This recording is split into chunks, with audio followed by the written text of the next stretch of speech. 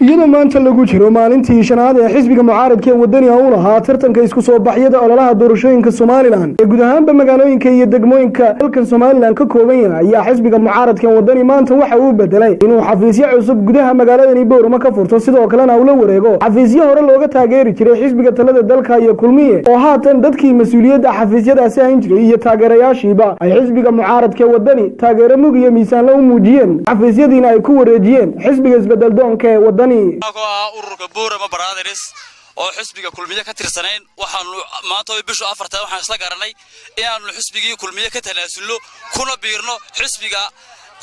wadani marka hore ka tirsaneen xisbiga kulmiye kuna soo biirnay xisbiga wadani inta sabtiya oo bisha 4 waxaan go'aan ku gaadhnay inaan xisbigii kulmiye ee aan ka tirsanaan jirnay ka soo digarogno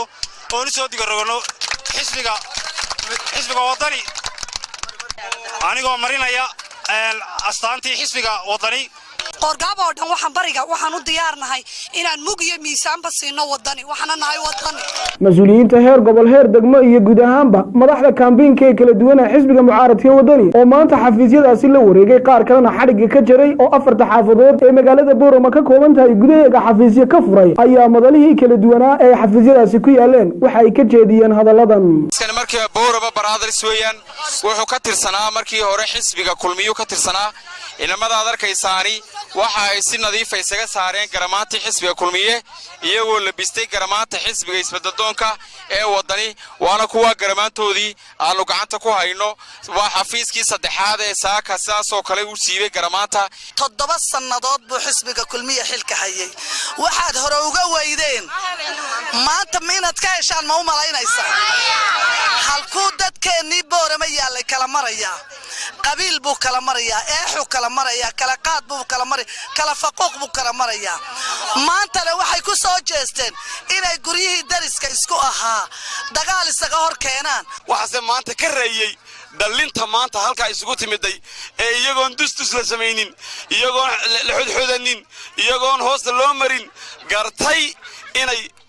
mariyaan calankii kulmiye meesha ka saaraan oo ka wadani taagan dadweynaha sharafta leh ee xaafadan kala ee maanta codkoodii iyo ragnimadoodii iyo kaarkoodiiba la horay aad baan idinku hambalyeynaa hambaliyo talow waa afar xafiis waxa maanta soo diga rogtay ee gartay